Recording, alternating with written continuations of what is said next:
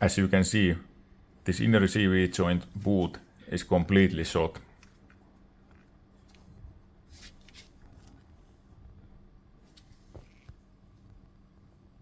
The one on the other side is still fine.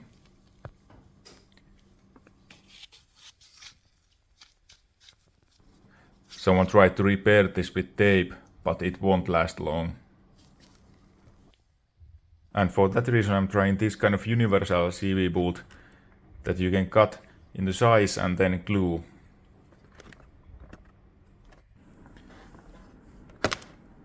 Let's unbox this.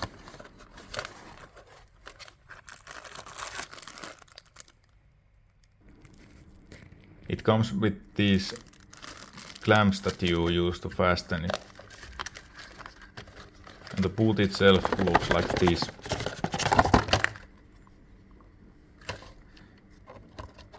It has two options on the narrow side and 4 different size options on the wide side.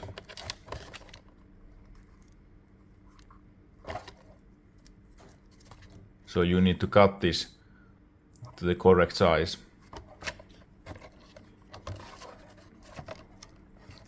It has this kind of groove that you glue together against the other side. So when you glue this together, it must sit properly on the groove so that it won't leak.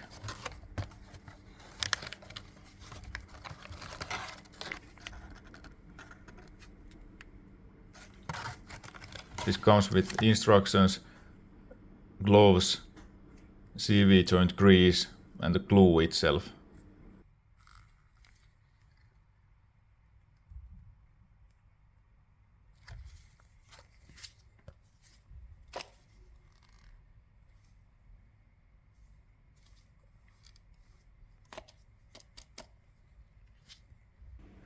First you need to remove the old boot.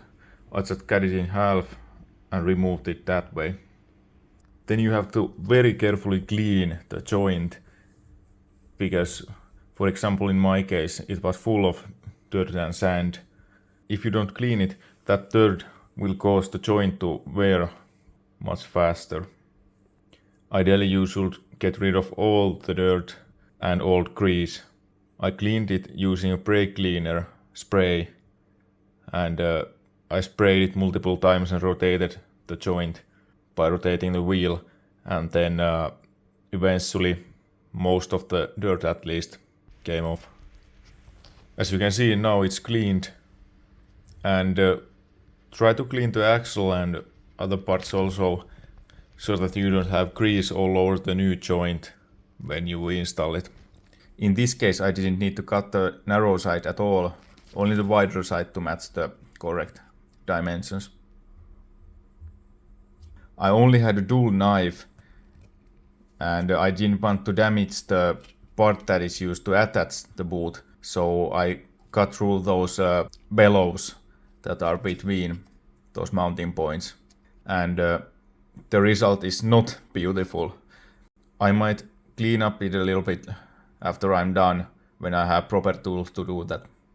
As the instruction says, you need to glue the boot little by little, just like 1 or 2 centimeters at a time, and after that you need to run through a bed of glue through the whole seam like that. It is a bit slower than usually super glue is, but it needs something like 15 to 20 seconds until you can let it go.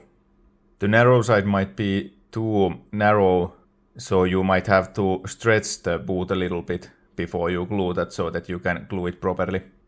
And before you mount the boot, you need to put some grease inside the joint.